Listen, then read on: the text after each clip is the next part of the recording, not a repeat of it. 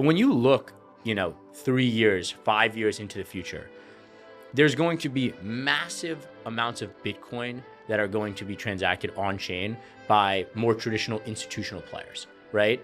And our goal has been to create a vehicle in zenBTC that institutions can use comfortably, US and European institutions can use and know that it is regulated in a way that is compliant and is built for institutional level capital. And that is something that I think is a massive differentiator that Zenrock has done. It's cost us a lot of money to get all of these licenses in a lot of different jurisdictions, to comply with a wide variety of laws and rules, to make sure that we are doing everything in the proper way, in the highest quality way. And we believe that that is maybe potentially our largest differentiator amongst other decentralized wrapped Bitcoin options, and I think will be a massive driver of adoption by larger players in the medium term.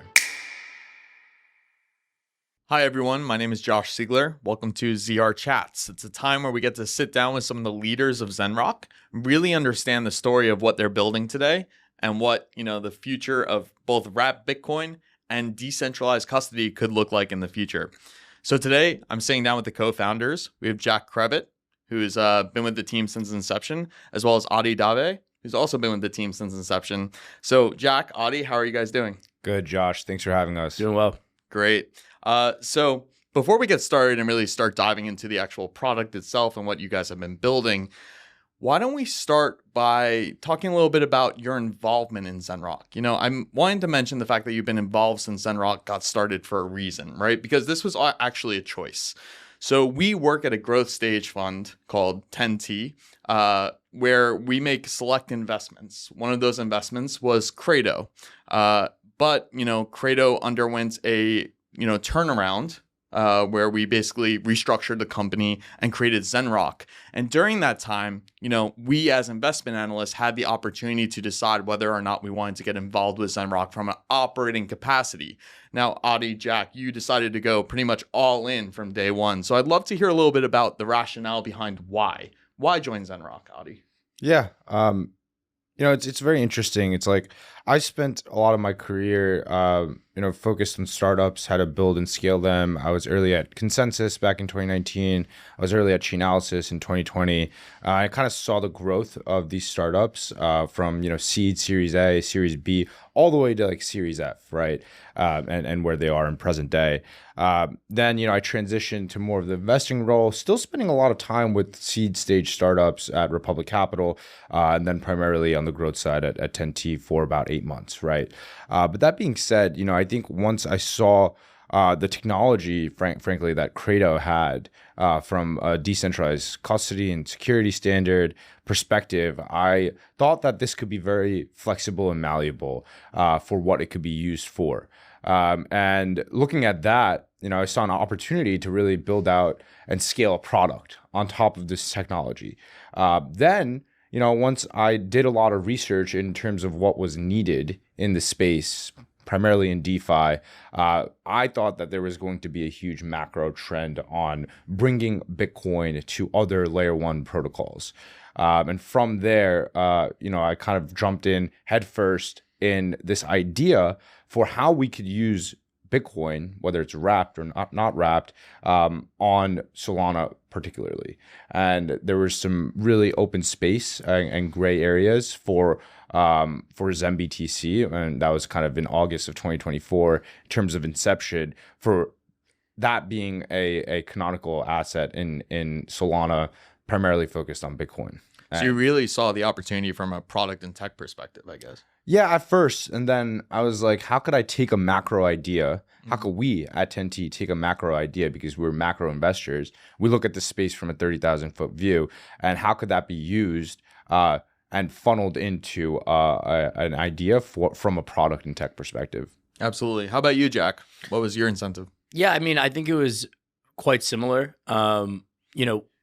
We inherited this kind of basket of technology from the old Credo platform. And they, Dan specifically was like, okay, now you guys need to figure out what to do with it. And that was an opportunity for me. That's Dan Tapiero. Yeah, Dan Tapiero, the CIO and head of the fund. that was an opportunity for me to really look at this and say, okay, what can we do with this? And actually, our problem for a while was that the technology was so broad that you could do so many things that it became difficult to figure out what to do with it. And I think that, deciding to go with the wrap Bitcoin vertical was really, again, as Adi mentioned, a macro-driven decision, right? We saw this from a macro perspective of like Bitcoin is premium collateral. It is the highest form of collateral. It is going to be used throughout DeFi, like without a doubt, especially as more assets come on chain. So that's kind of the rationale behind taking it down the path that we did. And I think for both Adi and myself, the more time we spent doing the operating side of the business, the more we liked it, especially, for me. And it's been a good ride so far, and I'm happy we're actually getting to market now. Absolutely. Adi, I just want to double click on something you said. So you mentioned the fact that it was when we took over Credo, right, and transformed it into Zenrock, you saw a basket of technology that really had, potential use cases that really just hadn't been explored yet. Now, during that turnaround and restructuring, you were in the nuts and bolts of Credo, looking at every single piece of technology, every single line item on every statement possible. So no one understands this better than the two of you. So tell me, what specifically about the technology did you find unique and worth turning around? Yeah. They had a basket of technologies that weren't frankly built out yet. And a lot of it was ideas. We did a lot of technical diligence with one of our partners, Nethermind, on exactly what they had, what didn't they have, what's real, what's not real. And ultimately, one of the technology that they had from the basket of probably 7 core tech was actually real, and that was this dMPC technology, this MPC multi-party computation technology, where they built out more from a centralized perspective, and that was that was pretty far from being completed, but at least it was fully started. Once we saw that, we were like, oh, this is actually a very core security and foundational security for the entire digital asset space. And what multi-party computation does exactly is that a private key is generated from an address, right? And that's split into multiple different shards. In Credo's case, it was really just 2 validators. One of them was themselves, and the other one was controlled by a different entity. But what we then saw was that, this could be broadened out and moved into 8 validators, then 16, then 32, and that's what we kind of accomplished over the last year. Is really focusing on the security side. So that's really what we saw. Yeah, so you saw the start of something that could have a lot of potential, but the build out time, has been dramatic. Since I joined the fund about a year ago, you guys have been working 24/7 on building out this dMPC technology. So Jack, how long would it take someone who started from zero today to build out, the technology of dMPC to the level that Zenrock has? Yeah, I mean, it would take you years, right? And we see a lot of competitors in the space say, oh, we have MPC. And what they actually have is a very, very, very simple implementation, which relies on specific parties always working in a very specific way. It's completely non-flexible. It's completely non-decentralized. In most cases, the company itself has the ability to just pretty much pull permissions away from anyone at any given time without, they can effectively take all of the pieces and bring them back to their own self if they were to want to do that very easily. Now, they're typically not malicious actors, so they don't really go for that. But in terms of actually building it at the level that we have built it, we're talking about years. And in fact, Keelan on our team is really one of the leaders in this space globally. So from a dev perspective. From a developer perspective, yeah, he's our chief cryptographer. It's not like any old team could just do this, right? You need very specific people to be able to even begin this. And even if you have those people, we're talking about at least 3 or so years. Yeah. So basically, we saw a really interesting technology that we could build upon, over years. And on top of that technology, Adi, in your opening remarks, you talked about building a product, and that it really came from a macro vision. So let's talk a little bit more about wrapped Bitcoin. What is it? and why should anyone operating on chain really care about wrapped Bitcoin? Yeah, wrapped Bitcoin is pretty much just being able to use your Bitcoin in DeFi. That's primarily the purpose and the use case behind it, right? Bitcoin historically is kind of viewed as this pet rock store value asset, but using it in different settlement rails is a very new unlock for the asset. Now, the most premium way to use Bitcoin in DeFi is as collateral in borrow-lend protocols. But that being said, you can also use it to earn yield in various different forms.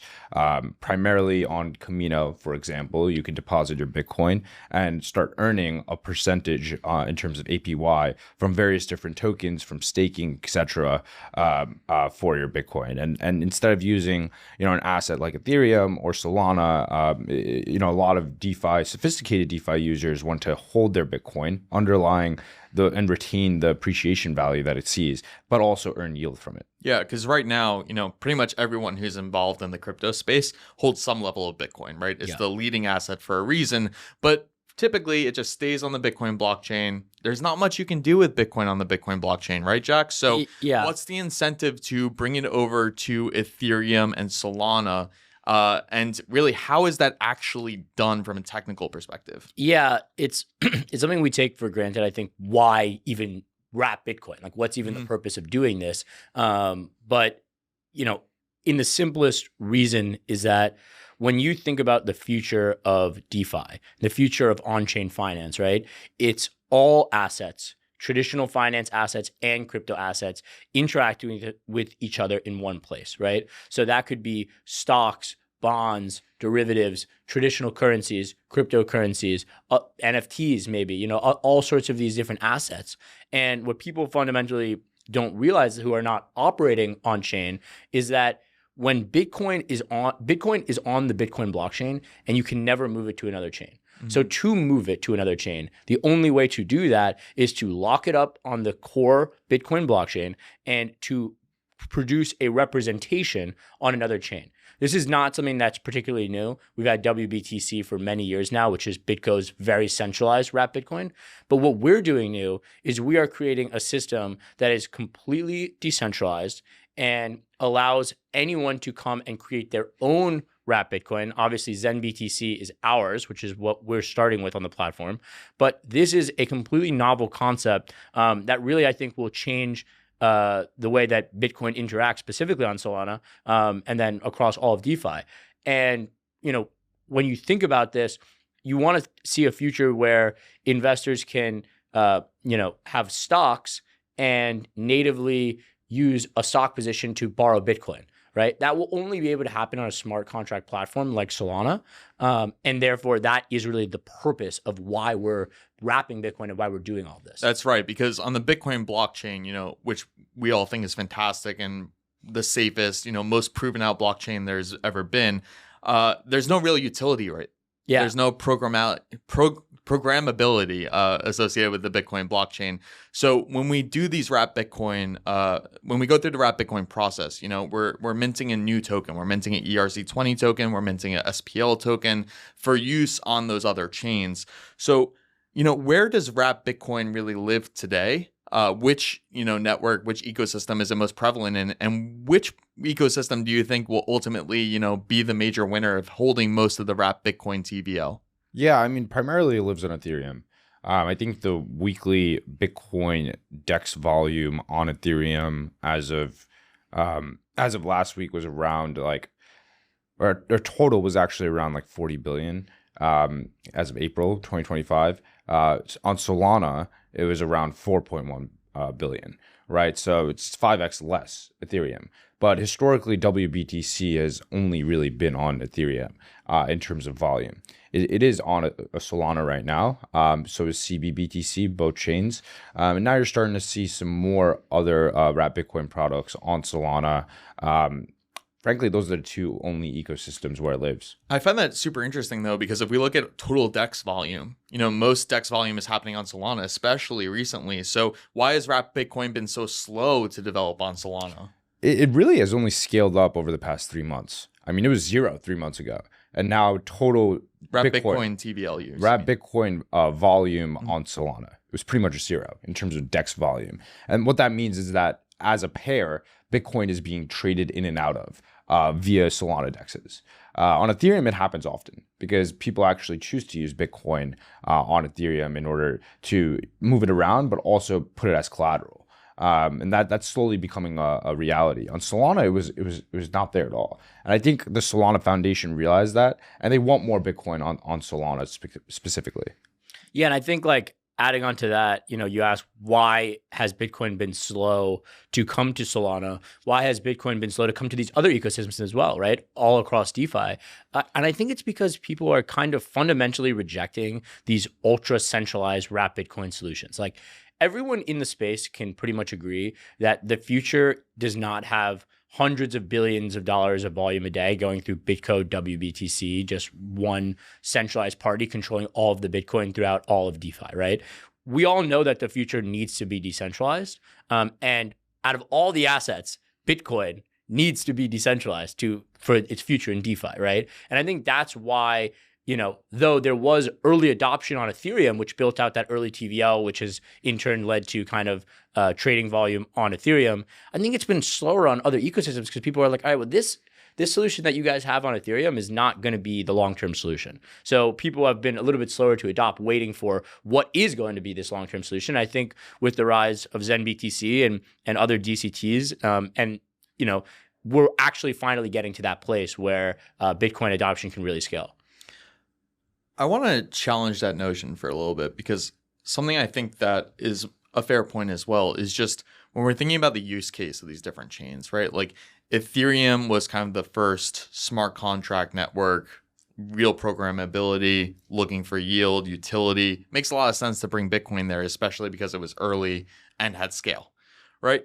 Now, when we think about Solana, which has scaled dramatically, especially over the past year, we typically think about who are the users of the Solana ecosystem? And there's been a lot of, trading, mostly around meme coins, especially, and now ICMs. Like you really see like the latest developments kind of going there to chase, price movement rather than true on-chain, utility. Do you think that thesis is changing over time and that Solana will kind of take that premier position as the major smart contract network away from Ethereum? I want to say one thing here. It's like, if Solana didn't exist, the meme coin trading would happen elsewhere. It will happen in blockchains. Solana was just the perfect place for it to happen, right? So it doesn't really matter like, oh yeah, it's meme coin trading. Okay, that's where a lot of the volumes are happening, but like it's going to happen regardless. That being said, I think people are starting to appreciate from a fundamental level that they enjoy transacting via cheap fees. And that's the premise of Solana, right? You want to make a global state machine, a single global state machine that could compete with NASDAQ and all be cheap.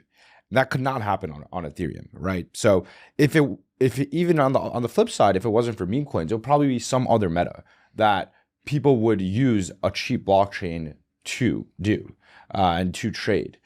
So that's my two takes. Yeah, no, I agree with that 100%. People like we're going to trade meme coins. So really the main question should be, why did all of that happen on Solana, right? And I think the reason, to Adi's point, is that it's actually fun to use Solana. It's not a hassle, right? It's not like complicated going in and out of L2s and trying to figure out like, oh, do I need gas, this token to pay gas here, or this token to pay gas there? Or now I need to bridge another token over to be able to do whatever. Like, it's easy, it's simple, it's a cheap, simple, easy network. And that's why I think meme coin trading has done so well.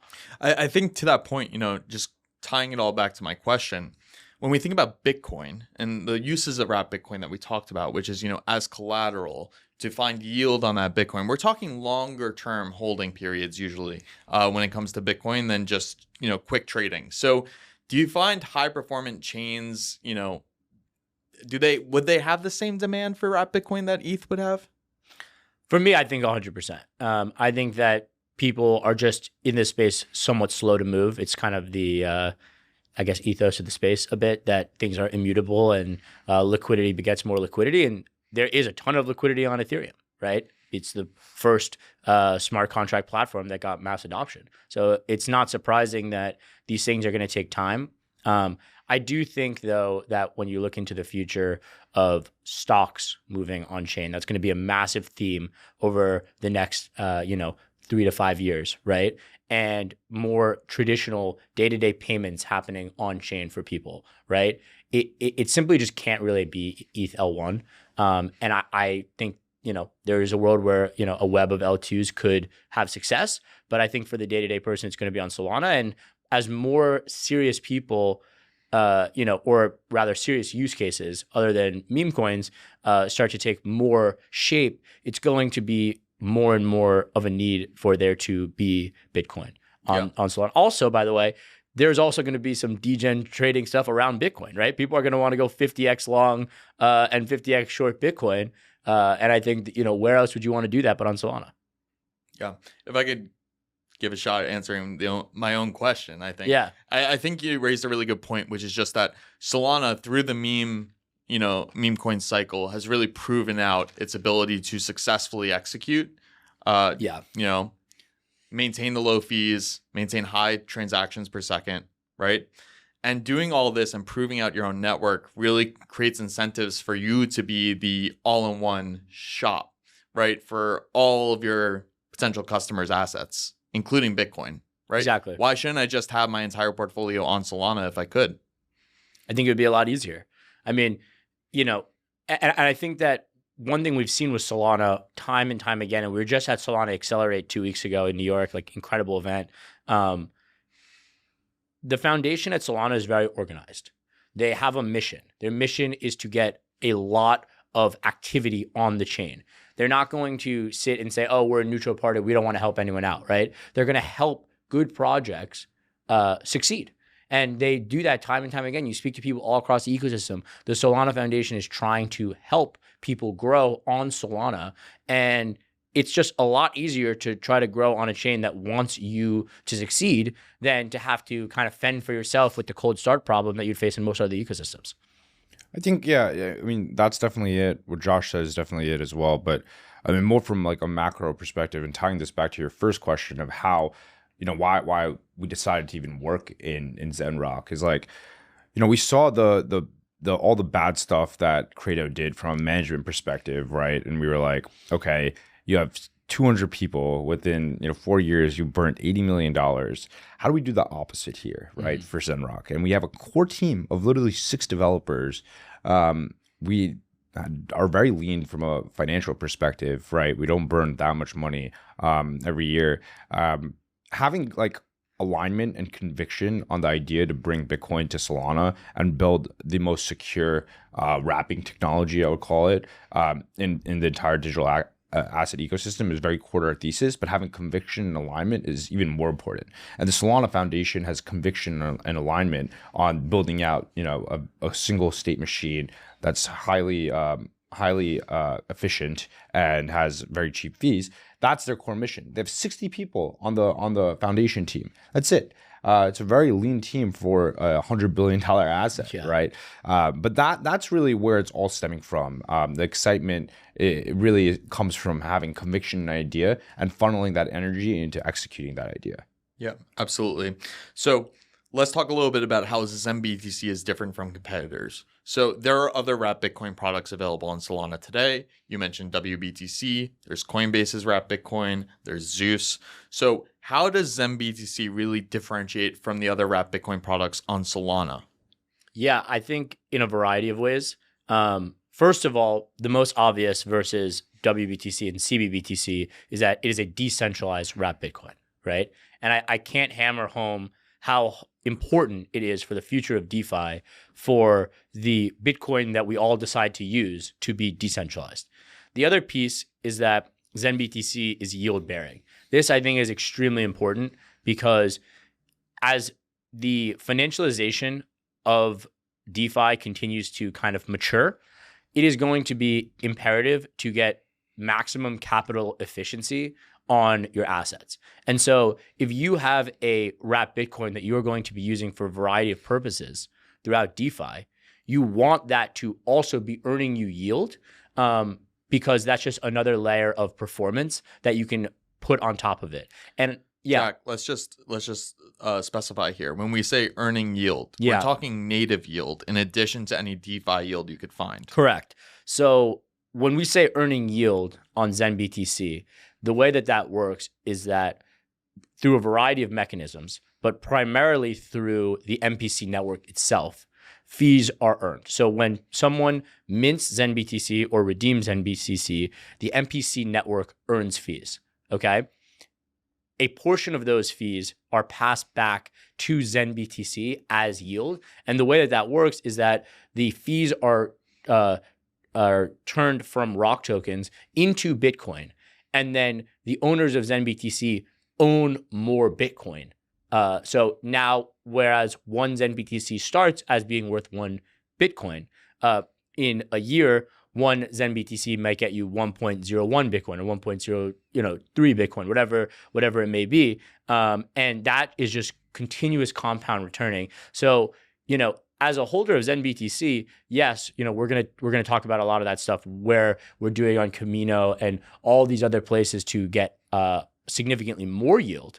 But just simply holding it also provides you a level of yield. So what you're saying is, Zenrock is not offering incentives. You're sharing economics. Exactly. Right? There's a big That's difference there. Yeah. And that's exactly what we're trying to do with, the DCT platform in general, which we'll talk about more in a bit. But it's about bringing people in. And I think this is how all of crypto has succeeded. You bring people in, you share the incentives with the people who are growing your network, and create an environment where everyone wins if the network grows, right? And when we thought about how we were setting up the tokenomics for zrChain and for the ROC token, this was at the heart of it. It was, how can we set up the economics so that everyone wins together? And I think the DCT framework does that very well. So are we the only wrapped Bitcoin product on Solana today that will offer native yield? I believe so. Yeah, I believe so. Might change. I'm sure people are coming up with things every day on Solana, so we'll see. But I as of now, yes.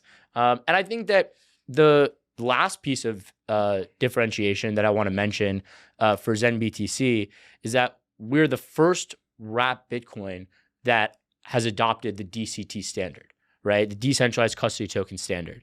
And this is extremely important because it represents really the highest level of security and regulatory compliance, I think, of any decentralized wrapped Bitcoin ever developed. Yeah, so let's talk about that, right? We'll be talking more about DCTs and this new standard for custody, but very, very high level before we dive into it, right? You talked about how there are other wrapped Bitcoin products out there that are fully centralized, where one party, be it BitGo or Coinbase, controls the keys, controls the actual custody of the locked Bitcoin on the Bitcoin blockchain, right?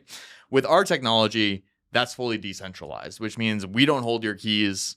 No single other party holds your keys, right? And that's how we differentiate on the centralization point. Yeah. But my question on that is, do users actually care about decentralization? Because look, we've seen the success of Coinbase. They've been very successful. And Base is, the number one L2 by far, right? It seems that customers really care about ease of use. Do you think that applies to Bitcoin, though, is my question, Adi? Yeah, I mean, I think the biggest existential risk to crypto right now is actually a hack in one of these centralized custodians, right? And when you think about it from a scale perspective, a lot of these centralized custodians manage upwards of hundreds to $500 billion, right? But their compliance teams are not incentivized and paid enough in order to actually work at securing a lot of those assets, right? While the MPC, the centralized MPC technology is very secure, a lot of these compliance analysts are paid 60 to 80K to manage, a private key in a Google Sheet. And that's how they ultimately end up, accessing the funds there. That Google Sheet could get compromised. A compliance analyst could be incentivized to do the wrong thing, like we saw with Coinbase recently, right? So there's a lot of when humans are involved, there's a lot of single party risk that they kind of hold. As for an asset on chain, you'd want as a user to have faith and comfortability in holding that asset, because the security relies on technology instead of having relying on a human to actually secure the tech, right? So I think that's a very important point, right? We have no single party risk because there's no humans involved. It's all based on technology. And we have 8 validators that are all institutions and secure 100 billion plus in assets, holding a shard of the private key. It's not even the full private key. So they have no interest, or they can't even access the funds that are securing the Bitcoin when you lock it up, right? And that's also another point, right? When an address is generated via the decentralized custody standard, it is sharded amongst 8 validators. So all 8 validators are holding a shard of the private key, and in order to get consensus for a signature, 3 of 8 need to actually come together and sign the transaction. So if one is compromised, it's not the end of the world. No. And I think it's absolutely wild whenever you like pull back and go 1,000-foot view, right? That blockchain technology is distributed ledger technology, right? Distribution, decentralization is core to the thesis of blockchain and having decentralized transactions. It's insane that the large majority of assets on chain are held in centralized ways. It's crazy. It's really crazy. But I think that it does get at kind of something that was in your original question, which is like, ease of use, right? We've seen time and time again in the space that people will go to conferences and they'll talk about big ideals, but then when it actually comes down to it on chain, they want a simple ease of use. And I think that's largely why Solana has done so well, right? Because of how easy it is to use. So when we were designing zenBTC, we knew that the only way to compete with WBTC or like a CBBTC is to be just as easy and just as prevalent. And that's really what's driven our massive push on the DeFi side, and our entire DeFi strategy is to get distribution and be, as prevalent and as easy to access for as cheaply as these other solutions, because it's our view that if given the choice, people actually will go with decentralized options every time in crypto. If it's easy. If it's equally easy, right? But if there's barriers to entry, extra steps, people tend to go for the path of least resistance on chain, and liquidity begets liquidity on chain. So as more people go for the path of least resistance, it builds on itself, right? So that's why, having it be just as easy and accessible as our centralized competitors was an absolute must. And I think we've really achieved that. And on that point, right, we're aligning economics with the people that hold the asset. CBBTC, WBTC, they control all of the mint fees and the redeem fees. They don't pass that back to the end user. So as an asset issuer in DeFi, you want to align economics with the people that are holding your asset.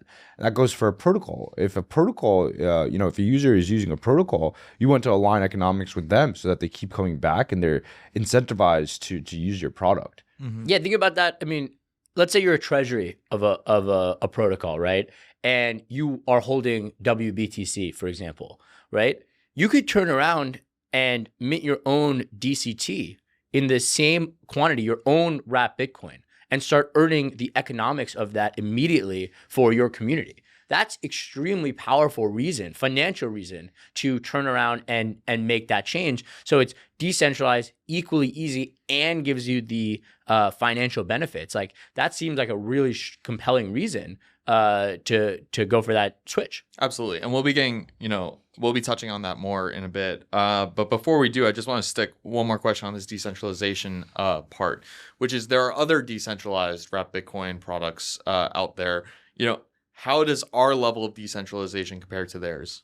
Yeah, I think that the way that I would describe what we've done, which is really novel, is that we rely on externally owned accounts, which are effectively just wallets. So we rely on wallet technology. So every time, let's say that I go to mint a zenBTC, okay, that will be held in a wallet that is produced for this particular purpose, and now some Bitcoin will be held in this wallet. Then that zenBTC that is created effectively acts as the piece of the private key that is controlled by me. And then if I send it to someone else, it's controlled by whoever I send it to, right? And that is the piece that allows that Bitcoin wallet to then turn around and release those funds to a specified wallet upon redemption. And that Bitcoin wallet is on the Bitcoin blockchain. On the Bitcoin blockchain. And why this is so powerful is because let's say that the three of us go to mint. now we all mint one zenBTC, let's say.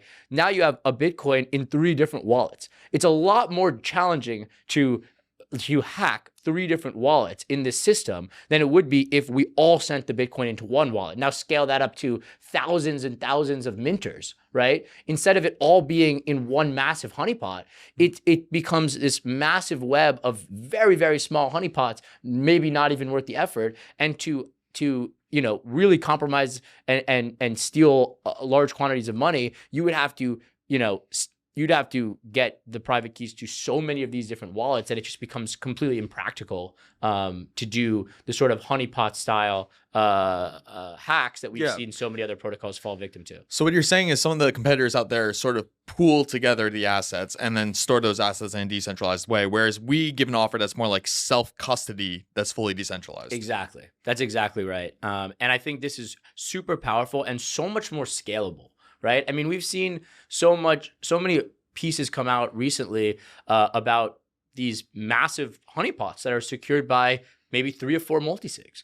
And, we're going to have to see what the future of on-chain finance looks like. I believe that the first time we see a large hack of one of these, it's going to really be a paradigm shift. And eventually it's going to happen with the amount of them that are out there. And I think that people are going to, over time, look at technologies like ours and say, wow, this is just a way better system to diversify the risk of having potentially losing the private key to one wallet. Understood. So high level, right?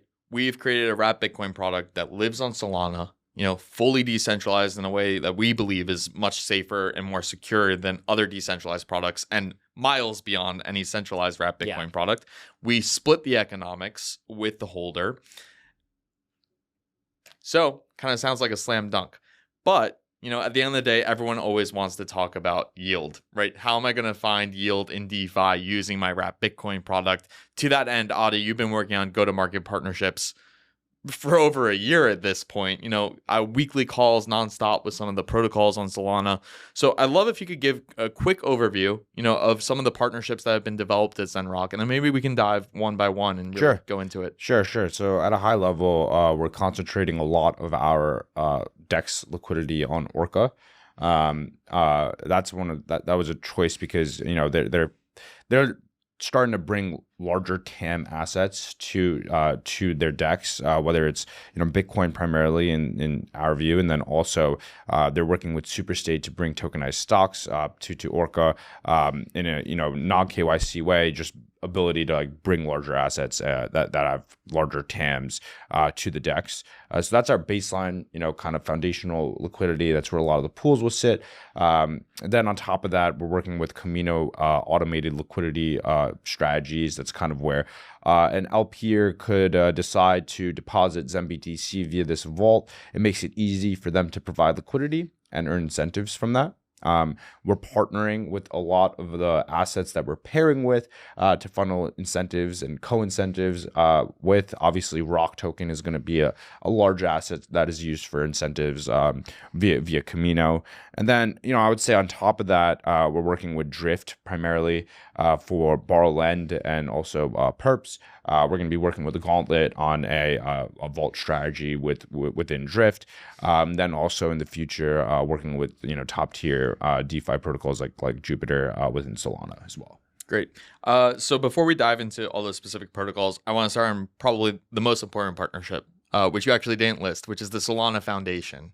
So can you talk a little bit about how you've developed a relationship with the Solana Foundation and kind of, how that partnership will really be working out? Yeah, primarily via grant. They're focused on bringing Bitcoin to Solana, and we're really excited to, bring the most secure asset that aligns incentives to Solana. Yeah, I mean, to your point on the Solana team, right? Very small, but very focused in terms of, the direction they want to take the overall network. So I think it's a real stamp of credibility that they're, both incentivized and excited to be working with zenBTC in the future. Look, they want as much Bitcoin on Solana as possible. And we're a path to get, 10,000, 100,000 Bitcoin onto Solana in the future, right? Mm-hmm. Understood. So why don't we start with Drift? Borrow lend. why don't we dive a little bit into what could that actually look like from, a user perspective with their zenBTC? How do I go in and actually, put it to work with Drift? Yeah. I would say the way that primarily it would work is that you would deposit Bitcoin and borrow stables via Drift Borrow Lend, but that deposit will be incentivized via Vault. That will be a zenBTC JLP vault, primarily managed by Gauntlet, and that's where we're going to funnel incentives into the asset for people to deposit zenBTC into. Mm-hmm. And then on the liquidity side, right? Orca and Camino. Can you elaborate a bit on that? Yeah, I would say Camino is probably the number one shop for all liquidity providers right now. They make it very easy from a UX perspective to see the APY you're getting and which assets you're getting in return for depositing, the asset of your choice. So zenBTC will be pairing up with CBBTC as kind of our foundational pool. We have zenBTC USDG, which is a stablecoin managed by Paxos called the Global Dollar Network. And then we'll also have zenBTC Jito Sol. So all of those will be incentivized and co-incentivized. Primarily, we're going to be throwing ROC incentives, which is our native token, in all of these pools. Then we're going to be throwing USDG incentives into the USDG pool, and then combine that with ROC. And then in the zenBTC Jito Sol pool, we'll have ROC tokens, we'll have JTO tokens as well, and then all in all, we'll also have a little bit of Orca tokens throughout all three of these pools. So Camino, as I said, makes it very easy for any liquidity provider to go there and deposit, single-sided liquidity or double-sided liquidity, depending on their choice, and earn yield in various tokens. Not only that, we're also aligning the protocol with aligning incentives with the asset, right? So zenBTC will have native yield from the start. So you'll also be double earning via that. Yeah. So let's I don't know if you can fully disclose this or not, but starting off, do we have a sense on what the APY could look like for some of these liquidity pools? Yeah, I mean, I think we're gonna have a 3-month incentive program. So I think we're gonna scale that up and down depending on the market, and really listen to a lot of our users and customers. I think it could range anywhere from 5 to 15, maybe even 19% over a period of time. Wow. Now, maybe we could pull back a little bit. Why does it matter to have these liquidity pools exist for zenBTC? It's the only way that people could actually transact in them, right? I mean, that's foundational to DEXs. That's foundational to DeFi. Setting up DEX pools via smart contracts for people to trade in and out is very foundational to the entire mission of DeFi, right? Mm-hmm. That's the only tool that people could use. Yeah, most people don't want to do their own minting and burning. It's just annoying, quite frankly. And it's just a lot easier to just be able to access the asset directly on Solana, right? And swap whatever you want to swap out. You just swap it 1 second, tiny fee, and you're done. And it's our view that although anyone can, we believe that in the medium term, the majority of minting and burning will be done by market makers who are comfortable, dealing with the complexity for the potential arbitrage between, if zenBTC price moves slightly out of line with where Bitcoin is, because it's, when it's on Solana, it moves just with supply and demand, right? So if it moves slightly out of whack, they can start to mint and burn to earn those fees and keep the market in line. But anyone can do that, but I think that you can't really be a real product if it's not easy to buy $100,000 or even $1 million of zenBTC for very, very low to essentially zero slippage on Solana, and that's really kind of at the heart of all of our DeFi strategy. Understood. And Adi, part of having these liquidity pools and these go-to-market partners is that by offering these incentives, we encourage the ecosystem to grow, right? So if you're interested at all in the Zenrock ecosystem, should you be really excited about these partnerships or what? Definitely. I mean, these are all the best DeFi protocols on Solana. So not only, are we trying to increase the momentum of Zenrock broadly in zenBTC broadly in Solana, we are also trying to increase the volume of ROC, but tied in with this is just more market validation for protocols that want BTC in their product. So it's definitely an incentive across both sides. And it's an incentive for zenBTC holders too, right? Because we split the economics, right? As more people enter the zenBTC ecosystem, that should result in more native yield. Definitely. 100%. I mean, the more people who mint, the more people who use the protocol, the more fees there will be, which gets split. And I think that, another big thing in DeFi is that as much as we are providing a large portion of the incentives through Rock Token, we're also getting incentives from a variety of large third parties who want zenBTC on their platform.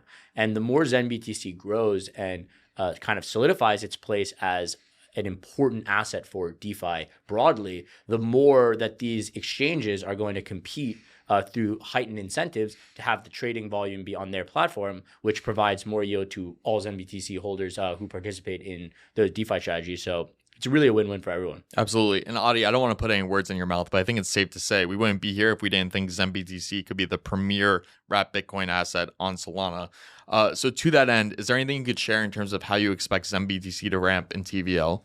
Yeah, I would say, definitely we want to win, right? We want to win the market, but it's a slow grind to kind of prove out the foundational liquidity first.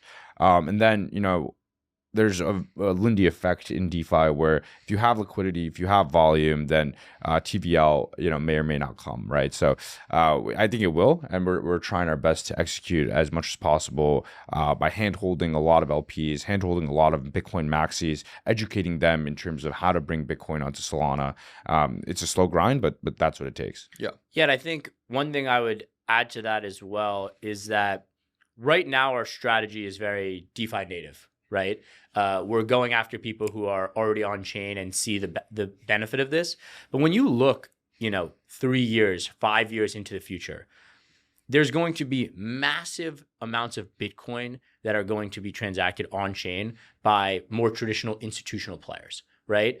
And our goal has been to create a vehicle in zenBTC that institutions can use comfortably, US and European institutions can use and know that it is regulated in a way that is compliant and is built for institutional level capital. And that is something that I think is a massive differentiator that Zenrock has done. It's cost us a lot of money to get all of these licenses in a lot of different jurisdictions, to comply with a wide variety of laws and rules to make sure that we are doing everything in the proper way, in the highest quality way. And we believe that that is maybe potentially our largest differentiator amongst other decentralized wrapped Bitcoin options. And I think will be a massive driver of adoption by larger players in the medium term. So really what we have put together over the past year are the building blocks to a successful wrapped Bitcoin product, right? We have split economics, full decentralization, focus on Solana where we see a lot of value accruing. We have the go-to-market partnerships that will offer significant upside for any wrapped Bitcoin holders. And on top of that, we have a long-term story. We have a long-term vision that relies on our the regulations that we've made sure, we're in compliance with, as well as the general appeal of a wrapped Bitcoin product that offers native yield that could just be, set it and forget it, right? It definitely could be. And I think that there will be a large amount of people who interact with it that way, right? Why not earn this additional yield on your Bitcoin?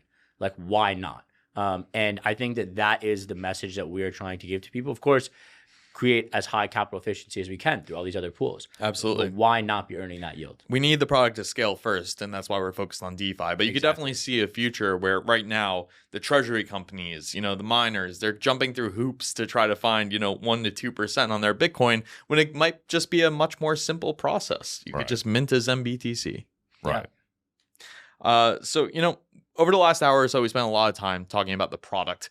But in my initial questions, I started off asking why you wanted to be involved with Zenrock. And both of you talked a lot about the technology. So, now that you sit here today as co-founders who have been with Zenrock since day one, what is the larger mission statement for Zenrock? I think the larger mission statement is to build the DCT standard into a widely used thing that anyone can easily adopt and find massive benefits in adopting. So why would a potential wrapped asset, it, by the way, can be wider than just wrapped Bitcoin. We're starting with wrapped Bitcoin because the market opportunity is just so ridiculously large there that, we don't feel we need to move off that for a period of time. But it can be any wrapped asset can adopt the DCT standard. So why would a potential asset issuer do that? Well, the main reason is you inherit the security guarantees of zrChain and the Zenrock protocol. That is massive. If you are a no-name developer, right, and you are saying, oh, I'm going to wrap Bitcoin for you and move it on to another chain, the biggest thing is, well, can I actually trust that this custody is safe? A, do I trust this person? And then B, do I trust that they haven't made an error in their technological implementation, right? So by adopting the DCT standard, you inherit a lot of those security guarantees, and there's a lot of trust that gets baked into that. Another reason is that the developer will inherit an immediate income stream if they adopt the DCT standard that they can either pass back as native yield to their wrapped asset holder, or they could give it to their governance token, or they could just keep it for their labs co and use it to build new products. So the way that it works is that each DCT holder gets a percentage of the overall mint burn and MPC fees on the system, regardless of if their particular wrapped Bitcoin created those fees. That creates an incentive for each DCT provider to try to grow their slice of the pie as much as possible, rather than just churn transactions through their specific DCT to earn fees, right? So now all of a sudden, let's say that I create a DCT and I have, a $5 million as initial seeded liquidity by an investor, right? And I have 1% or 0.5% of the network. Well, now I'm getting 0.5% of all of the mint burn fees attributed to the TVL providers, which can be an immediate source of income, regardless of if anyone's minting or burning your own DCT, right? So this creates massive network effects that we believe will become kind of so powerful that it becomes a no-brainer to just adopt the standard and inherit all of these great properties, and then focus on building great products for your end client. So just to recap, we were building out this product, zenBTC, and while we were building it out, we thought, hey, the underlying technology underneath this zenBTC doesn't have to be specific to our product, let alone any specific wrapped Bitcoin product. What we've created is a new standard for custody, and that standard could be adopted by pretty much any project out there, right? Exactly. Right. In essence, what we've created is a white label solution for custody. Right. Exactly. I liken it a lot to stablecoins, right? We've saw the rise of Tether, Circle, you can kind of relate them to WBTC or, other solutions that are centralized and out there. And recently, over the last 6 months, there's been, a growing movement for companies to launch their own stables. We saw PayPal do it with PYUSD. That's at $1 billion now, which is, crazy in terms of adoption. Why would they want to launch their own stables? To retain the economics. Exactly. Right. So when we're thinking about the future, right?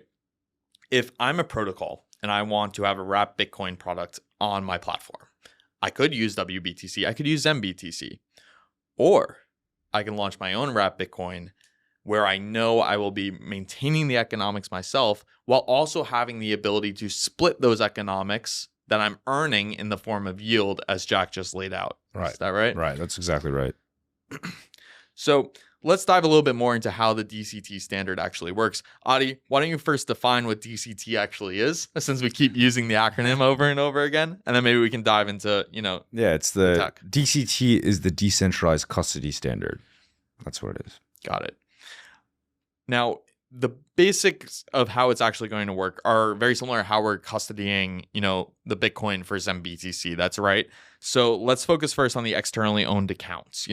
We talked about it briefly, but what actually are they, and do they exist in, DeFi today? Yeah, they exist since the creation of smart contracts. It's the most basic form of wallet technology. EOAs, as an acronym, is termed as externally owned accounts, and it's the most basic form of creating a wallet and an address on chain.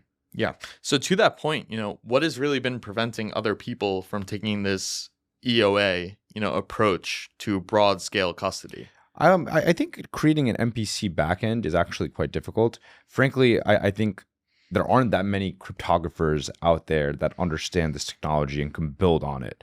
And we actually went through the process of trying to find a cryptographer that could work with our chief cryptographer, and it was a very difficult process. It took about, I want to say even like 6 months after 20 or 25 applicants and interviewing them. It's very difficult to find one, and we ultimately didn't even find one that could work with Keelan, our chief cryptographer. So finding that talent and that human capital is very, very hard to do. Yeah, I think that, working with wallets is an idea that maybe a lot of people have thought of, but actually implementing a fully decentralized system of custody that relies exclusively on wallet technology, I think is just very difficult. Yeah, I think straight up, that's been the reason no one has done this. I mean, Jack, it must be very hard to scale. We're talking about thousands of wallets, tens of thousands of wallets that could exist on the Bitcoin blockchain, and you would have to manage the mint redeems all through a decentralized, rotating key shards for each one. Yeah, sounds complex. It certainly is. It's really a credit to our engineering team that they've been able to create this system so quickly and with such high quality. And I think that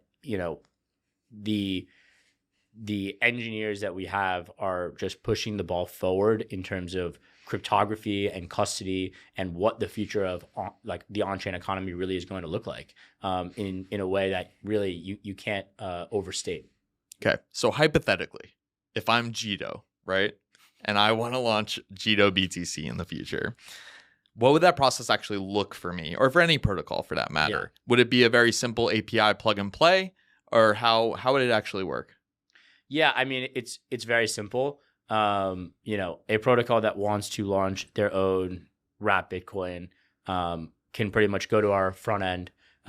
We have a white glove service that our developers will work directly with your developers to kind of explain all of the potential options that you have. But long story short, you will set up a Solana wallet that is kind of your corporate wallet, if you will. And as your share of the TVL grows, your percentage of the fees grow, all of those fees will be directed to that wallet, or potentially a few wallets if you prefer, whatever, on Solana or on zrChain, wherever you prefer. And it's really that simple. And we would pretty much create a separate front end for you as that protocol. That is where you'll have your own mint page, and any BTC that is minted through your front end will be your labeled Bitcoin and will therefore earn you as the corporation fees. And then again, from there, with those fees, that is up to the particular TVL provider to decide what they want to do with those fees. But it's a very simple process, and it's just using our technology for this white labeling purpose. Yeah. So essentially, right, if I'm any protocol, I can outsource my custody knowing that it's safe and decentralized. Right. Exactly. And I think that, we speak to tons of protocols right now who are like, yeah, the only reason why, let's say they accept WBTC. They're like, oh, I'd love to be able to accept just plain old Bitcoin on the Bitcoin blockchain, but I'm not going to build this whole lock-in minting mechanism. I'm worried about building this massive product that takes Bitcoin in. So I don't have the bandwidth at all to build this. And the idea, I've spoken to some people who, when I tell them, wait, I can just create a simple plugin and you'll pay me to do this, right? You'll pay me fees to do this. It's like, I feel like I should be paying you. So people really see that aha moment. And we have a few really interesting opportunities in the pipeline that I think will be launching, Q4, Q1. Some other players who are going to be launching their own DCTs, which we're really excited about. It's incredibly exciting. Can't wait to hear more on that. Yeah. But Adi, I just want to follow up because, again, on the name itself, we call it DCT, decentralized custody tokens, right? We're not decentralized custody Bitcoin, we're tokens. Right. So we've talked a lot about the use case for a wrap Bitcoin. It makes a ton of sense. If you're a protocol, you want Bitcoin as a perfect form of collateral for liquidity, what be it, right? But what are some other use cases you see out there for DCTs? Yeah, well, there are a lot of illiquid assets out there in crypto broadly that are just sitting on centralized exchanges, right?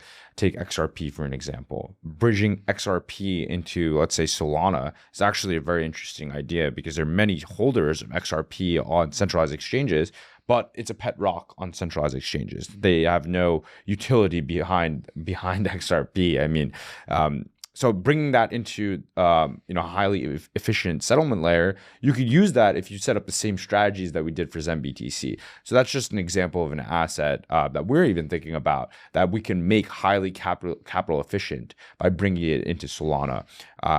Let alone, there are meme coins out there that people hold, Dogecoin, for example. You could bring that into Solana and bring that into a broader DeFi ecosystem and develop vault strategies on top of it, right? So larger TAM assets that people have, confidence in terms of a narrative perspective, you can make highly capital efficient by creating a DCT on top of it and bringing that in, wrapping it, locking it, and then minting a representative on Solana. Yeah, an interesting development I've seen in the space is this rise of I wouldn't say closed, but kind of hybrid gardens emerge, right? Where there's incentives to kind of offer a suite of assets in your own protocol, right? We've seen this firsthand with Base, right? Base has launched BTC, of course, but they're also launching CBXRP, CBADA, right? Basically wrap versions of all these different tokens instead of just using WBTC across the board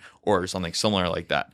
Do you think that's inevitable that, as Jito grows, as these other protocols grow, that they're going to want to offer all these other tokens under their own wrapper? I think so. And I think the other piece of it is that, as much the crypto community, like the people that we're speaking to every day, they'll look at sometimes assets like XRP, ADA, Litecoin, whatever else, and they're like, oh, these aren't real, right? Okay, they're not real, but look how much value they have behind them. So they're very real in terms of the fact that there are, many, many millionaires who own all of their wealth in these assets, right? Those people are going to want to get more capital efficiency on these assets. And I think that's why Coinbase is going ahead and creating these representations that can be used on Base so they could offer yield through DeFi on these assets. And, when you have such a big market of these asset owners that are going to kind of all be demanding the same thing, it's inevitable that people are going to want to service this, right? And we believe that the future of all of this should and needs to be decentralized in order to kind of remain aligned with crypto and DeFi. And that's really a large part of why we're doing so much of this. I just want to double click on that, Jack, because we talked about the ease of launch, right? And the benefits of controlling your own, Bitcoin or wrap Bitcoin product in your own ecosystem.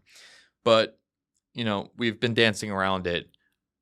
Why is decentralization absolutely necessary for, the future of any wrap token? And to that end, why is the DC standard ultimately inevitable? Yeah, it's something we address in the white paper, I think, which is that people who have been around crypto for a while are pretty scared of the lock and mint mechanism. And it's for good reason. It is because there have been countless hacks in locking and minting. They historically have created massive honeypots that allow people to, access all of the assets in one place and steal them.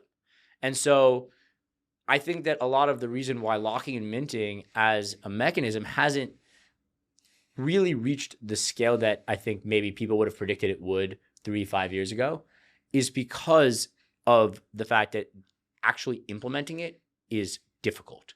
And when you have a centralized player who holds all the assets, there is, again, to Adi's point, like a lot of risk that one bad actor within that organization can destroy the whole organization and it can, send all the money away. And it's not so easy, especially when you're talking about Bitcoin, to just say, oh, wait, sorry, that was one of our employees. Please send it back.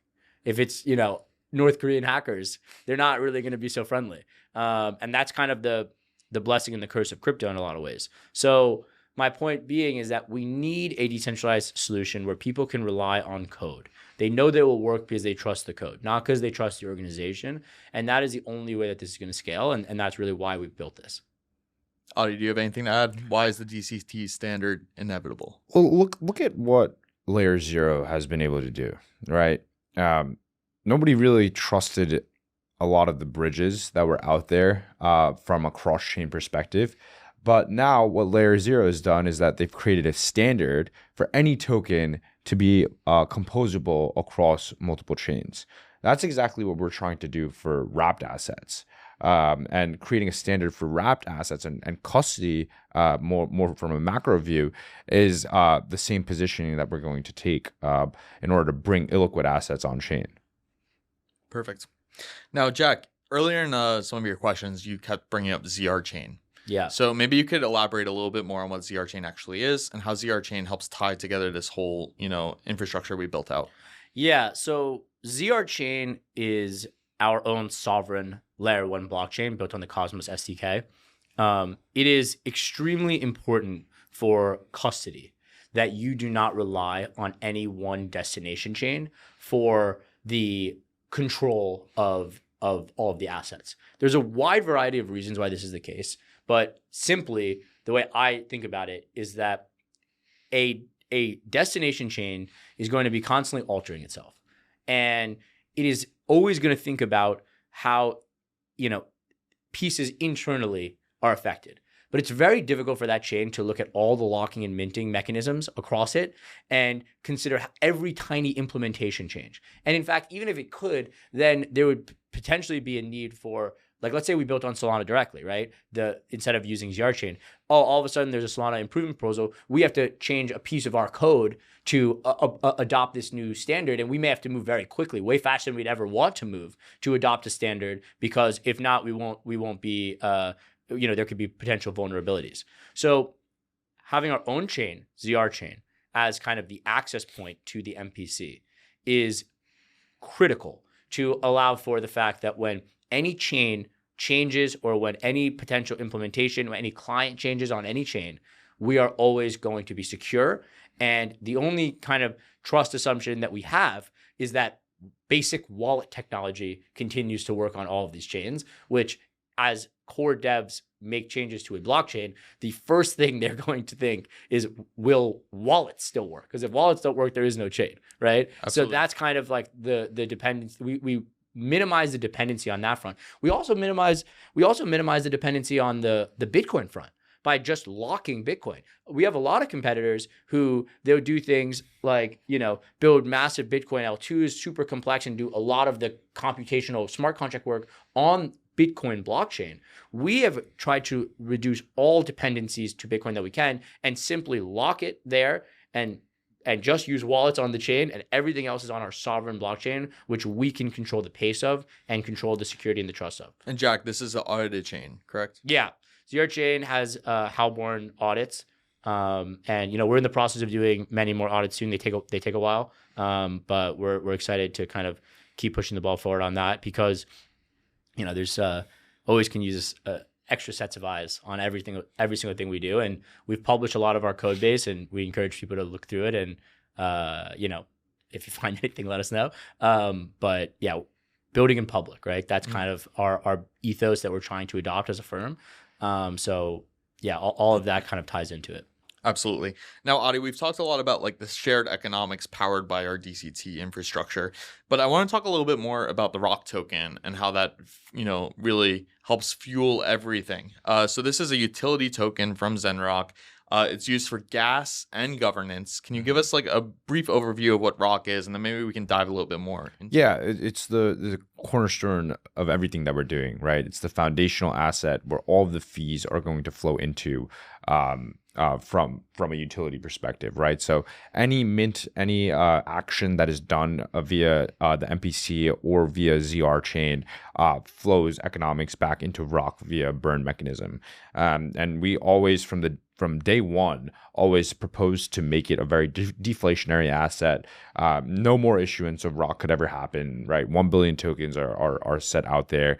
And that's where primarily all of the economic activity will flow into. Mm-hmm. And Jack, what about from a gas perspective? Yeah, so I mean, the ROC token is how you pay for the mints and redeems directly on zrChain. We've done a lot of work for zenBTC specifically to abstract those fees so the user doesn't have to go to zrChain. The TVL providers will deal with that, kind of abstract that on behalf of their own client base. But fundamentally, the more this network grows, the more that there will be usage of ROC tokens, the more ROC tokens get burned, because there's a 10% burn built into every single transaction. Every single mint and redeem on zrChain has a 10% burn of all of the ROC used. And so, our goal is to create a utility token that aligns incentives, that doesn't inflate its way to zero over time, like many others in the Cosmos ecosystem, quite frankly, have done. And we're really excited about the economic model that we've set up. And we've already burnt what 5K ROC already. Yeah. We barely launched, right? We launched our zrChain mainnet. zenBTC is just launching now. So there's a world where that number 5K could actually go to 100K in the very short term. And continuous burning of ROC is what we embedded into the token from day one, right? There aren't any promises from us to think about utility in the future, right? We, from day one, building ROC economics, we wanted to embed value accrual back to the native token. Yeah. And Adi, why even build a token into this protocol in the first place? Well, it's a very DeFi-oriented token and a DeFi-oriented project, right? There are many different uses of the token outside of just utility for the chain, outside of just, incentivizing validators, right? Both on zrChain and also MPC operators, but also just in terms of incentives for the broader ecosystem to adopt assets that are issued by Zenrock's MPC, right? And we use ROC as an incentive mechanism for that, with utility baked in it from day one. Yeah. So it's very focused on capital formation primarily, right? And I think blockchain is very good at that and aligning incentives day one via a token that is native to the utility of our project from MPC perspective, a zrChain perspective, and also a zenBTC perspective, or rather any other asset that we work to issue. ROC is at the foundation, at the center of it. And another aspect I would add to that is sovereignty. We believe that the only way to create a custody layer that really is scalable is if it's sovereign, and it does not rely on other chains to do the majority of the computation or the housing of virtually anything except for the end representation, right? To do that, we needed our own chain with our own token. It's the only way that could be implemented. It added a ton of work on the engineering side, on the regulatory side, on the legal side, everywhere. But we think that ultimately it was a great investment because it really sets us up to scale kind of in a way that no one else really set up. Absolutely. Not only is it needed from an infrastructure perspective, but it's important that our core ethos, as a company, is aligned with the product we're putting out, which is fully decentralized, and focused on open source. 100%. Yeah. Jack, maybe you could elaborate a little bit more on what the node reward pool is and how it actually works from a technical perspective. Yeah, my favorite topic. I know. So the node reward pool is kind of the heart of the ZR chain protocol, right? It is the place that all fees are paid into and all rewards are paid out of, okay? We seeded the node reward pool, the Zenrock Foundation seeded the node reward pool with 80 million ROC, okay? That provides roughly 4 or 5 years of runway if there's no fees, zero revenue, zero fees on the protocol. We still have those 4 or so years to scale, and we have another 10 million tokens waiting in reserve that are kind of allocated at the foundation at reserve that can be used. So it's very well capitalized, the node reward pool, which is important for the long-term health. But really, this system is dependent on kind of a self-fulfilling, financing system where fees are paid into the node reward pool, and then rewards are distributed to all of the different parties. And what's really cool about the way this is set up is that when you look across validators, MPC operators, and TVL providers and stakers, at any given period, we literally do this on the block level, but if you think about it just in terms of a day or a week, whatever, in any given period, you can calculate based on all of those factors exactly how many tokens are going to be paid out of the node reward pool, right? And if we have a period where the amount of fees taken into the node reward pool exceed that amount, then the node reward pool enters surplus, right? And in surplus, every single operator gets additional rewards, meaning like every single party in the ecosystem, TVL providers, the MPC operators, the validators, the stakers, everyone gets additional rewards. We burn additional tokens, a lot of additional tokens, and we retain additional tokens into the node reward pool for future volatility or like a rainy day, right? So this system is really set up to, net burn more tokens, to net retain tokens, and to net distribute more tokens over time, and pay for itself without the need of printing additional rock or, needing some sort of capital infusion. And just to pull back for a second, basically the economics of the node reward pool and how you laid it out is why, as the entire ecosystem grows for DCT, all wrap TVL providers will benefit. Exactly. It's because of this system of kind of shared economics that is really beneficial to any potential TVL provider. And, there were a lot of people who we'd speak to near the beginning who were like, oh, just throw in like 5% inflation just in case, right? But we did the work to really model out a system that we knew could scale and succeed without the need for that. And I think that ultimately those who believe in our project and kind of get involved early will benefit tremendously from that early work that we did to set up a system that is scalable, but also does so without the need for printing tons of additional tokens, like a lot of projects that launch their own chain. So just to conclude, right, and put a nice bow on it, rock comes in anytime there's a mint or redeem using the DCT standard. 10% of that rock is always burned. 90% flows into the node reward pool. Not quite. So 10% is burned, and then 30% is allocated to a foundation growth pool, which is there to support future growth of the network. 30% goes to the TVL provider, whoever provided that. In the case of zenBTC, since Zenrock essentially provided that TVL, we pass all of that back as native yield to the user. That's a large way that the user earns yield. And then the remaining 30% goes into the node reward pool. Understood. So if you are the wrap TVL provider, it's ultimately your choice if you want to pass that on as native yield or maintain some of the economics yourself. Exactly. And that, again, it depends on what the product is. Some products, some people may build DCTs that have crazy DeFi integrations, maybe a ton of leverage, whatever, and go crazy. It could have 50x returns in a day, who knows? And we welcome that. We're totally agnostic to what people build on top of that. If a particular person has a DCT that has a very active strategy where there's constant maintenance needed, maybe they feel that they need to retain that fee to pay themselves for their time and effort, and that's totally up to them. So that's something that we leave up to the TVL provider. Absolutely. So at the end of the day, we have a deflationary token that's offering true utility in the whole protocol, and without which, we wouldn't be able to build Zenrock the way we built it. Exactly. Great. Well, we have about like 10 to 15 minutes left. I just wanted to pick your brain on markets, since it's always, our favorite part of the job is just being able to talk about what's going on in the space. And really that leads to developments in Zenrock. Definitely. So Adi, I think when we've been talking about big themes this cycle, there's really been a couple at play. AI agents, everyone's talking about.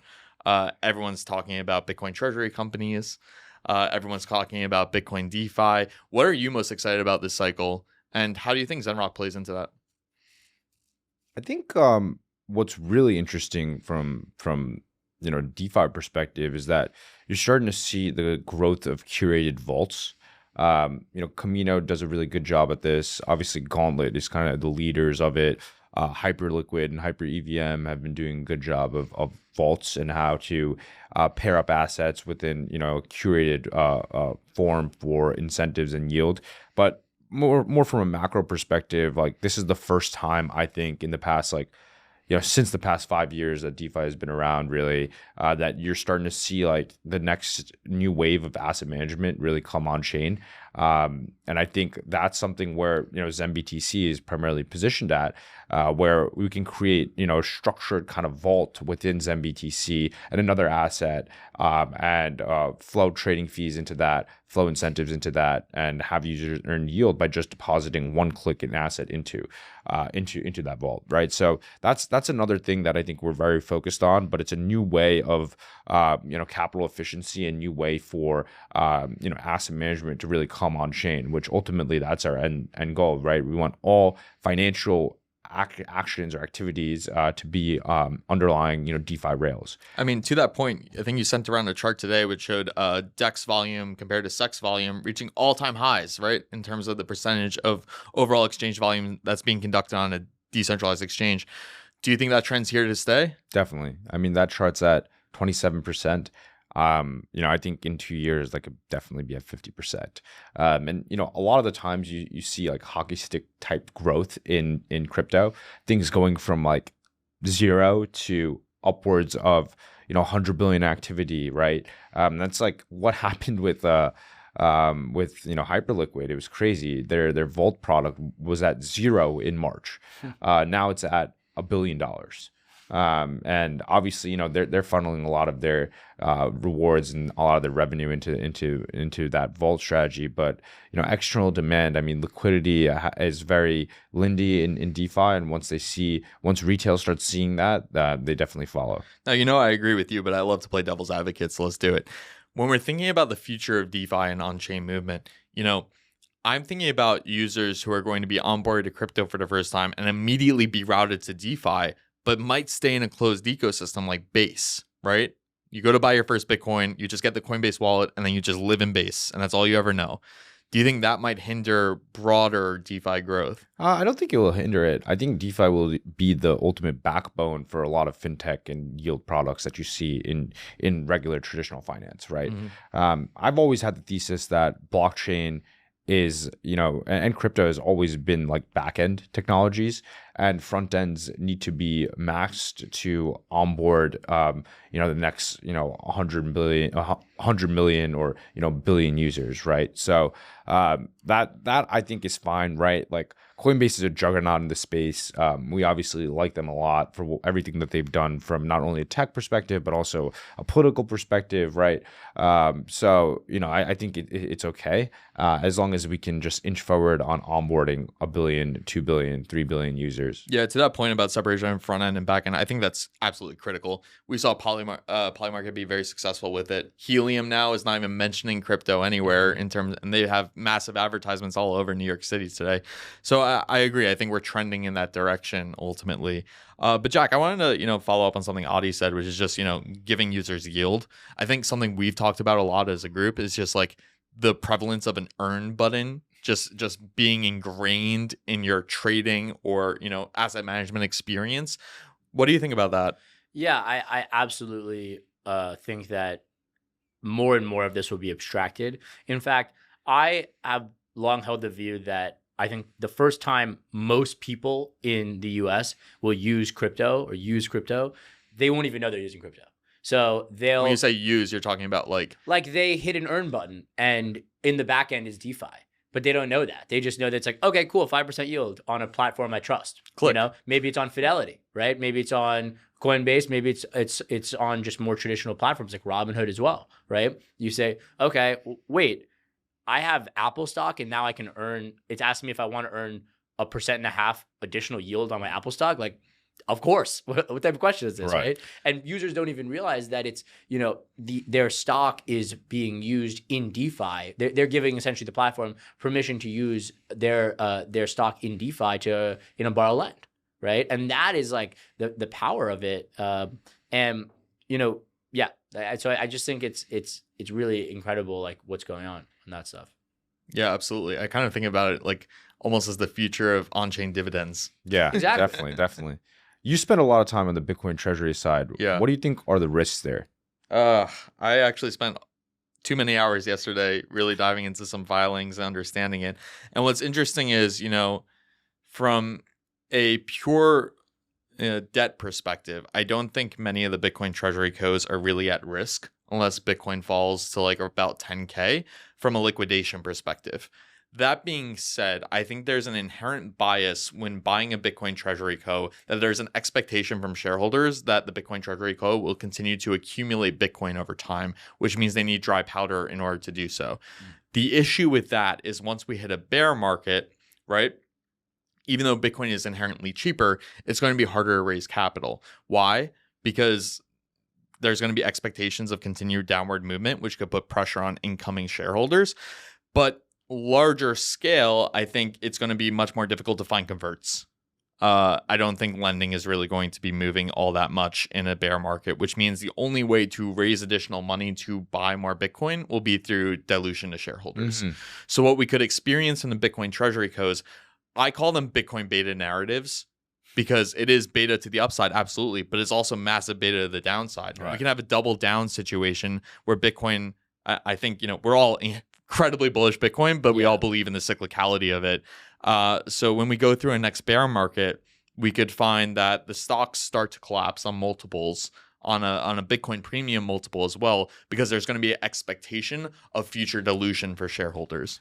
So I'll play devil's advocate to you for a second, which is to say I 100% agree with you on everything you just said, which is kind of not really playing devil's advocate, but I think it's going to take a lot longer than what some people think. So I think that there's a large likelihood that this trend actually, because it's so much buying pressure, and I think that based on where we are in this cycle right now, right, a lot of people who wanted to sell at the 110 level got that opportunity both 4 months ago, and they're getting it again now. And people who are still holding on they don't want to sell here, right? So it's like, okay, then, and now you have these massive Bitcoin buying programs, institutions getting in, US states getting in, countries getting in, right? I think that there's a good chance that this propagates for longer and it continues to self-feed for a while. And you start to see really, really poorly written debt instruments put on top of these things, and then it's an even more epic collapse. But I think it could be a period of years before that really happens. Yeah, all of them have to compete, right? They have to compete in some way, and they're going to compete by all the lenders increasing their yield and taking more risks. I think that's exactly right. How do I get cheaper and cheaper debt? Right, exactly. Right. And how do I convince the next Bitcoin treasury company to let me lend them money rather than to let him lend you money? You have to, lower your underwriting standards. Exactly. It's an inherent risk in the entire sector. And I actually think a really interesting trade here, which might be a little too early to put on, is that the Bitcoin miners could retake over that narrative. Because unlike the Bitcoin treasury codes, they still have a way to create new revenue, right? Even in a bear market. Even in a bear market. Exactly. And I think that is kind of it's a 101 of Bitcoin miners, and yet somehow it's really fallen out of favor as of late. And really, Bitcoin miners are being compared to Bitcoin treasury companies based off their HODL strategy, when I view them as cash generating machines that, if managed correctly, could actually accumulate that Bitcoin balance at a much lower cost basis. Which is really interesting, because if you compare a Bitcoin treasury company starting today with 2 billion, they're going to be buying Bitcoin at 105. If I'm a Bitcoin miner, I can liquidate all my Bitcoin at 105 and hodl Bitcoin when it's back at 60. And then next cycle, when we're at 250, I've got this much better cost basis. Right. I think it's a really interesting strategy. Of course, you have to play the miners very carefully because, they have massive CapEx and they have costs associated with mining those Bitcoins. But it's an interesting thesis. I agree. I think one of the more interesting macro trends that we're seeing is that Bitcoin dominance has just stayed at all-time highs pretty much, right? I think it's like over 60%. But a lot of the value, as you start to see Bitcoin dominance like fall a little bit, you should expect it to flow into altcoins, right? But it actually hasn't. And I think one of the bigger trends that you're seeing is that a lot of the unprecedented demand that you've had for Bitcoin is not flowing into altcoins because like institutions don't even like understand it, Solana, right? Maybe they're starting to get Ethereum, but they're not flowing that capital into altcoins right now. It's very much in a closed garden of Bitcoin and Bitcoin only. Well, let me offer another thesis there, Adi, which is just that Bitcoin dominance could remain in the future because of adding utility to Bitcoin, like what Zenrock is doing. Because from my perspective, at least, you're either in altcoins for one of two reasons. You're chasing price, which doesn't last forever, as we saw in Q4, Q1, or you're going after altcoins for utility. to find yield in DeFi. And now we can offer yield in DeFi with an asset that's more trusted, inherently less volatile, and the perfect form of collateral. Yeah. I mean, I'll go back to this idea of like altcoins, right? Sure. Like, I think that one trend that I personally anticipate is the kind of differentiation of different altcoins. Because really, if you look at altcoins, they all kind of trade the exact same. There's some that are super highly revenue generative, tokens that have utility, that like the economics already make sense, similar to like what we're doing with Rock. And then you have tokens that might be associated with a great project that maybe have no utility, that may have utility, maybe they don't, maybe there's equity that's getting all the money, who knows exactly how it ends. Then you also have tokens that like just don't have any utility, and like their platforms aren't really doing much, and it's kind of just like even though it is kind of associated with the project, it's borderlines on being a meme coin. And despite this massive like stratification of different in terms of asset quality, they all move like essentially 1-to-1, right? When the market sells off, they all sell off the same amount. When the market recovers, they all recover the same amount. So I'm really waiting for, fundamentals to be rewarded in this space on chain for the first time. And we really have not seen that happen yet. Right. Right. We'll see. I mean, I think with more mature capital coming in, you'll see it more and more. But it's a matter of time before that happens, in my opinion. It's really fascinating. It goes to how this is such a nascent market and an efficient market. Yeah. The fact that the blue chip protocols, the ones generating real revenue, not fees, revenue, and having burn mechanisms in them, are trading at low multiples compared to other tokens that are out there. Crazy low multiples, and especially if you look at like a PEG ratio, like it's compared to like any traditional business, it's like this doesn't make sense. It feels cheap. Yeah, ridiculously cheap, and it's growing so much. So I think that's an issue in terms of liquidity, just broadly on chain, right? You have a lot of venture capitalists that are primarily focused on pre-seed and seed deals, but you have very few, probably 10 or 15 liquid funds that actually view fundamentals as a core investment thesis, right? And you're starting to see probably 5 to 7 tokens in today's market actually appreciate in value, because not only there's a bid for them, but there's a fundamental thesis behind the revenue that they're actually getting and distributing back to holders. I think that number, 10 to 15 liquid funds that are actually looking at fundamentals, will probably 3x, 4x, 5x as it could 10x, but as fundamentals become at the forefront of investment theses, which is kind of absurd to say, right? But crypto broadly over the last 5 years has just been focused on narrative investing, and where retail is really going to find a bid in and deploy liquidity into, because assets primarily just are tailored to mindshare in crypto. But I think the great shift in terms of crypto investing will come when fundamentals are at the forefront. I also think there's a big technical hurdle to get over that I think is still very early stage, just in terms of the custody, in terms of the ability to trade, right? Like when we think about banks, they're probably still a year away from offering true Bitcoin custody, in my opinion. Right. And that's where it's going to start. So when we're thinking about these liquid funds, right, they're not easy to spin up. They're not, especially if you come from the old world and you're just like, oh my God, like this is just insane. Like, yeah. I'm supposed to have like a seed phrase now. Like, what is this? And yeah, there are some custody providers, but even that becomes very challenging, very, very expensive. I mean, I've spoken to liquid funds who are telling me they're buying meme coins. Yeah. Like that's not a mature market. I'll tell you that much. You know what I mean? So, yeah, it just really, again, is just a testament to how early we are here. And we've been spending a lot of time on thinking about how to correctly value these protocols, because it's very hard. And I think something that at least I've been growing more and more bullish on is just how much importance Lindy has on chain compared to traditional markets. One equity is another equity. You judge them based off the business themselves. But when we think about protocols, right, there's a lot of benefit that gets ascribed to your token, to your protocol, if it's been around through multiple cycles and remains dominant, right? Like think about Aave. Think about Uni. Definitely. And you're starting to see a shift in how a lot of these tokens and projects think about revenue. And they're putting that kind of at the forefront of their mission. That's the fundamental shift in mindset. of how do we have this asset that we've had for a long time start accruing some of the revenue that we've been generating as a business. Aave is definitely doing that in terms of staked Aave. Now, I think when new tokens launch, similar to what we did at Zenrock as it relates to Rock, we are going to embed value accrual from day one. And part of this is largely due to the shift in the regulatory approach, the shift in legislation catalyzed by the Trump administration. They're putting a lot of this at their forefront, and it's a huge mind shift change in how protocols, retail investors, liquid funds, VC investors, issuers are going to think about crypto. Yeah, and Jack, do you think like in the future we'll be looking at these different protocols like we would Apple versus Google? 100%, without a doubt. And I think that, the more regulatory clarity we can get, the better. I think that there's countless examples of protocols who have decided not to embed utility.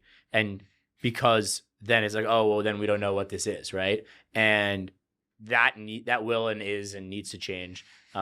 These protocols are highly valuable, highly fee and revenue generative. They have the capability to pay token holders, the people who believe in the protocol, but also help facilitate the actual application of the protocol in a variety of different ways. They have the ability to, reward those token holders, and they absolutely should. And, I think that what we're doing with Zenrock by launching with utility on day one, not launching with a potential fee switch, maybe a governance vote at some point in the future, who knows?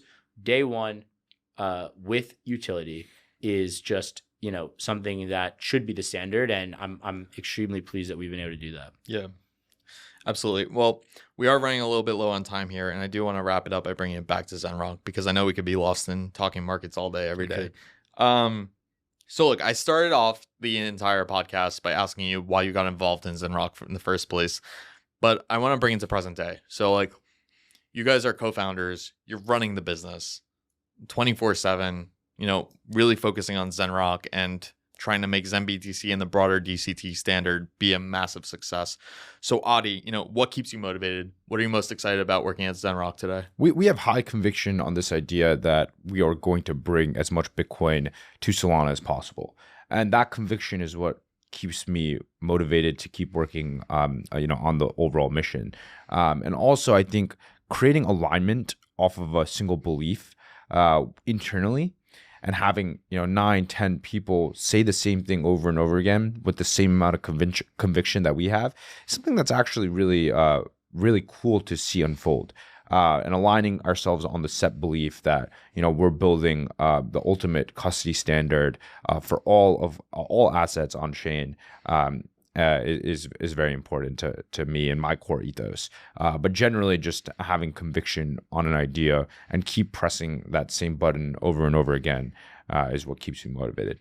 Jack, how about you? Yeah, for me, it's that I think that we have such an incredible opportunity here to be the wrap Bitcoin of Solana.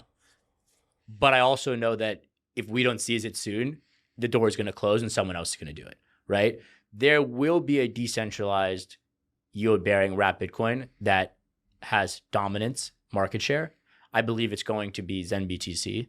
But I also believe that if we are slow, if we don't have full court press every single day, we will be surpassed by someone else who is just working harder. And that's why I think, from us to our entire engineering and our marketing team, like, we're all working around the clock. And I think that, the other piece that motivates me is like the growing Zenrock community, right? Rock token holders, people who have put their belief in this protocol, people who have spent time and effort to run validators or MPC operators on the protocol, who are, like taking a bet on us, right? That by embedding themselves in this protocol early will provide long-term value to them as an infrastructure provider. And so, all of those pieces come together to create a community, to create a network. And I am just really trying to press because I know that we'd have a limited time and we can create something really great if we move fast. And for myself personally, I really do believe in the DCT standard. I believe it is absolutely inevitable that assets on chain will be held in decentralized custody. And if you can make it so simple, it's a simple white label product for any token on it, pretty much any chain in the future, I think that's the right direction for the entire space. And you guys are the ones building it. Yeah. It's exciting. All right. So last question, Adi, Jack, is there any call to action for the listeners? Anything that you know? Hey, look, we're going to have our incentive program live running for 3 months for zenBTC. So go out there, look at our official Zenrock X handle, and stay updated for a clear overview of where zenBTC is sitting in Solana DeFi.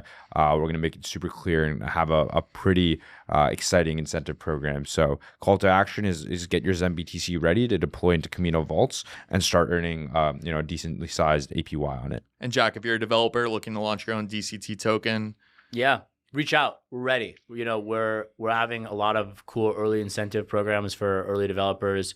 We're trying to make it as economical as we can. We've done as much of the engineering on our side as we can to make it as close to just a one-step plugin. We believe that this standard is going to be huge, and those who adopt it early will have massive network effects because of them adopting the standard. So reach out. Ready to. And how can they reach you? You reach me at Jack_Crevitt1 on Twitter, or any of the official Zenrock handles. Great. Adi, Jack, thanks so much for your time. This has been a great talk. Yeah, thanks, Josh. Thank you.